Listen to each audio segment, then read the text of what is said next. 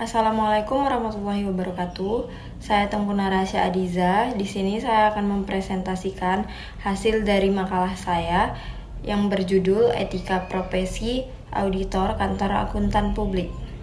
Latar belakang, auditor di Kantor Akuntan Publik atau KAP memainkan peran krusial sebagai pihak independen yang bertugas memverifikasi keakuratan, keandalan, dan kepatuhan laporan keuangan perusahaan terhadap standar akuntansi yang berlaku, sehingga memberikan jaminan kepada stakeholder seperti investor, kreditor, dan regulator bahwa informasi keuangan tersebut bebas dari kesalahan material menurut Arens et al.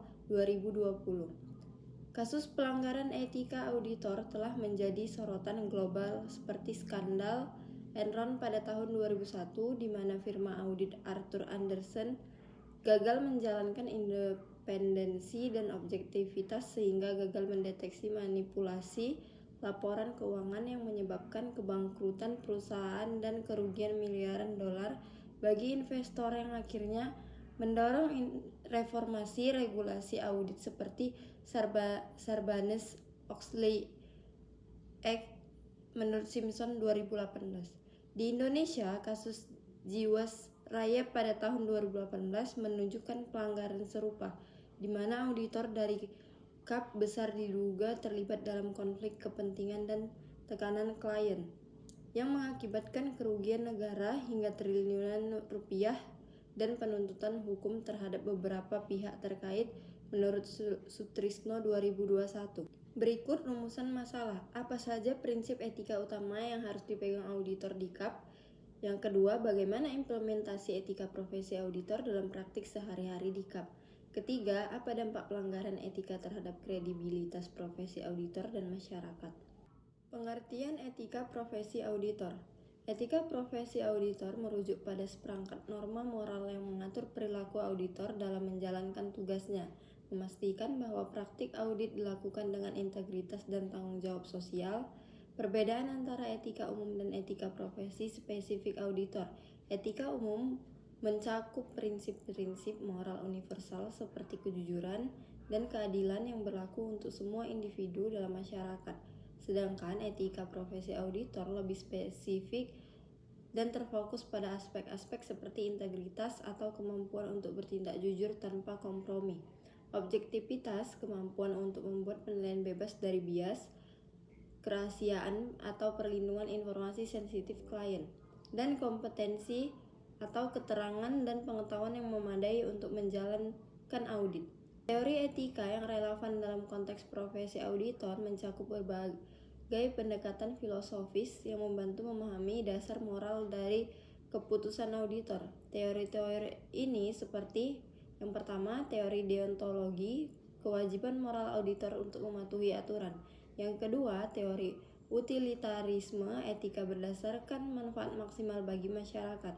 Yang ketiga, teori etika kebajikan, karakter auditor yang baik atau integritas kejujuran sebagai dasar profesi integritas.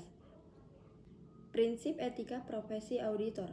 Dalam etika profesi auditor mengacu pada komitmen untuk bertindak jujur, adil, dan konsisten dengan nilai-nilai moral tanpa terpengaruh oleh kepentingan pribadi atau tekanan eksternal.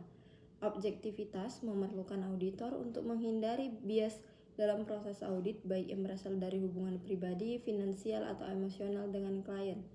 Kerahasiaan adalah prinsip yang mewajibkan auditor untuk melindungi informasi sensitif klien yang diperoleh selama audit hanya mengungkapkan jika diizinkan oleh hukum atau kode etik.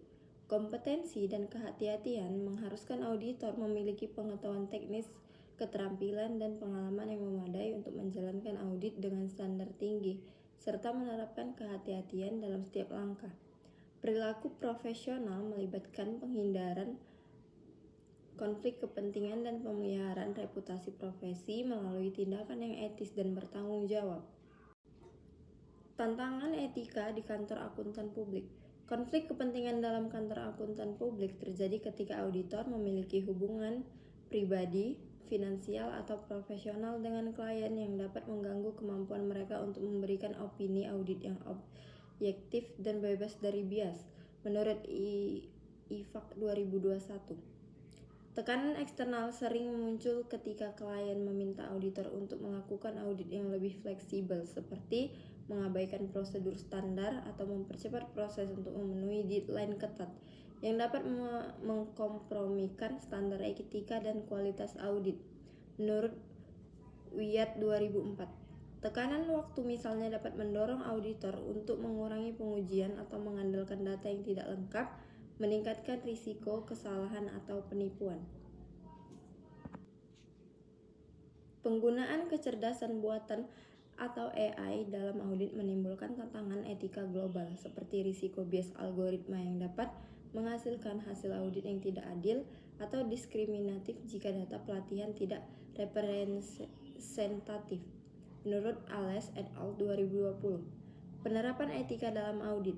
Proses audit yang etis melibatkan tahapan sistematis mulai dari perencanaan hingga pelaporan, dengan penekanan kuat pada prinsip independensi auditor. Pada tahap perencanaan, auditor harus menilai risiko dan memastikan tidak ada konflik kepentingan yang dapat mempengaruhi objektivitas, seperti hubungan finansial dengan klien. Contoh, implementasi prinsip etika ini terlihat dalam penggunaan sistem rotasi auditor yang dirancang untuk menghindari bias dan konflik kepentingan jangka panjang. Dalam praktik, rotasi auditor dapat diterapkan pada tingkat individu atau firma dengan periode rotasi yang bervariasi tergantung pada kompleksitas audit.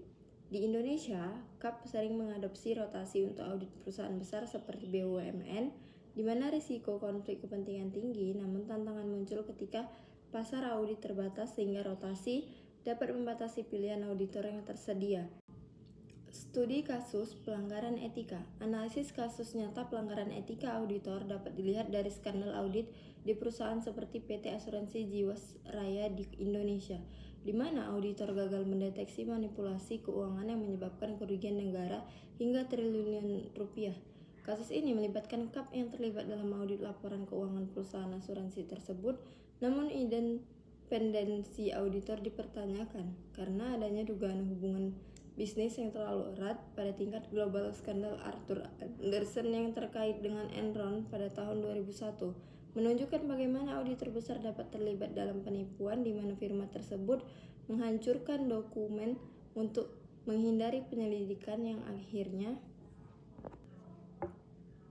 menyebabkan kebangkrutan firma dan reformasi regulasi audit di Amerika Serikat. Dampak dari pelanggaran etika ini sangat luas, termasuk sanksi hukum seperti denda atau penjara bagi auditor yang terlibat, kerugian reputasi bagi KAP yang dapat menyebabkan kehilangan klien, dan hilangnya kepercayaan publik terhadap profesi audit. Dalam kasus Jiwasraya, skandal ini memicu reformasi di industri asuransi Indonesia dan penyelidikan oleh Komisi Pemberantasan Korupsi atau KPK.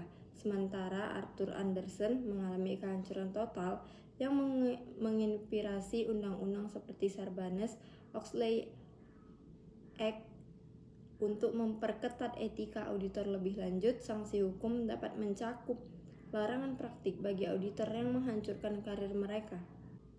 Evaluasi dan faktor pengaruh. Evaluasi etika di KAP Indonesia dapat dilakukan melalui survei atau data dari Ikatan Akuntan Indonesia atau IAI yang menunjukkan tingkat kepatuhan auditor terhadap kode etik. Misalnya, survei IAI pada tahun 2022 mengungkapkan bahwa sekitar 70% auditor di Indonesia melaporkan kepatuhan tinggi terhadap prinsip independensi dan kerahasiaan, namun ada celah dalam implementasi di KAP kecil, di mana sumber daya terbatas mempengaruhi pelatihan etika. Faktor eksternal seperti regulasi pemerintah, misalnya undang-undang pasar modal, ekspektasi stakeholder atau investor dan publik, serta perubahan ekonomi atau seperti krisis finansial juga berperan karena mereka dapat meningkatkan tekanan pada auditor untuk memenuhi harapan yang tinggi. Analisis SWOT terhadap etika auditor di KAP Indonesia menunjukkan kekuatan seperti standar etik yang tinggi berdasarkan kode IAI yang memberikan dasar kuat untuk praktik audit.